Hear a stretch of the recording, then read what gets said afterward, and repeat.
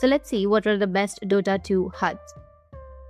So today I've listed down all the rarity of it and what are the best in each rarity. So we're going to start up with common. So in the common section area, in my opinion, the best rarity here is Midnight Terror. So Midnight Terror is highly appreciated for their clean and visual appealing designs.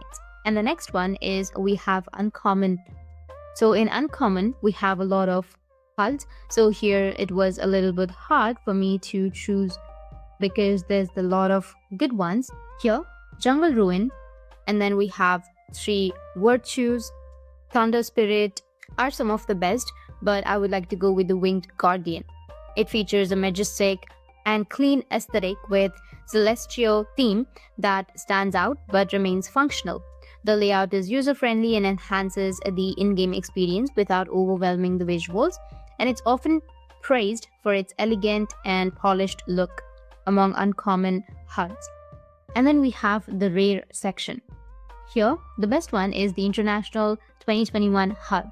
Being tied to the International 2021, it carries a sense of exclusivity and high value for collectors. It features a clean, polished, and professional design that matches the grandeur of Dota 2's biggest event. The layout ensures all in-game information is easy to read while still looking impressive. And for the last and not the least, we have Mythical. These are the hard ones to get and the most pricey ones too. Under Mythical, we have Radiant Ore. It's for its vibrant and natural design. It stands out with its elegant blend of nature and light. So these were the best Dota 2 HUDs, and if you have any questions, feel free to comment below. Thanks for watching.